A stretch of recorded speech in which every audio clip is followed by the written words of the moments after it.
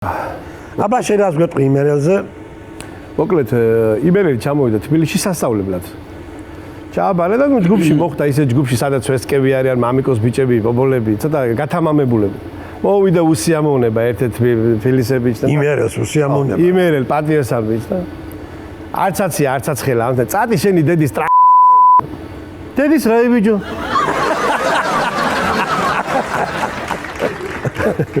დედის რა იბიჯო? რა იბიჯო? უპასუხო მოგე. ხუბზე ვერ გადავიდა და იქნება გადაათქმევიო რაღაცა. კაია, კაია. უპასუხო. აბა ფირო შენ რა სიტყვი იმერლებზე?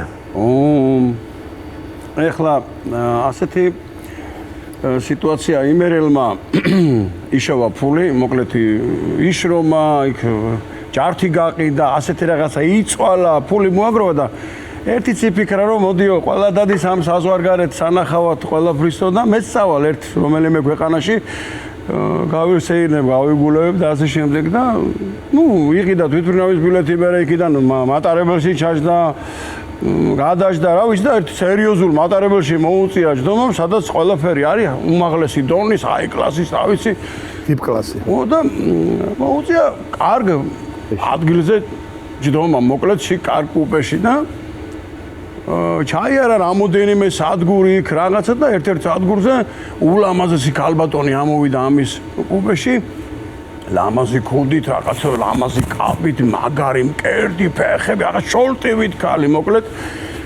ეს ახლა ისე დღეშია თითებს იკვნიტავს, მაგრამ არის ის იმერულის გარდა, ქართულის გარდა არაფერი არის ის კაცმა. ან რუსულად, ან ინგლისურად, ან გერმანულად, არაფერი არის. თან იმერელი ცალკე ენაა. ო, ახლა მეიტანე წეიღეს ამბავი.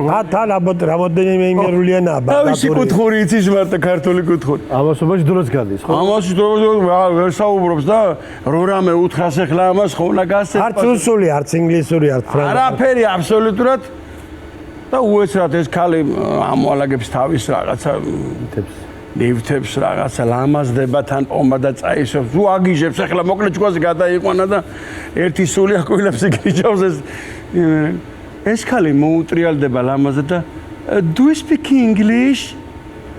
მინდა არ მინდა. მინდა არ მინდა. ანუ იმან აღიქა გინდა რამე მინდა. რაღაცა სხვა შესთავაზე ეგონა მინდა არ მინდა.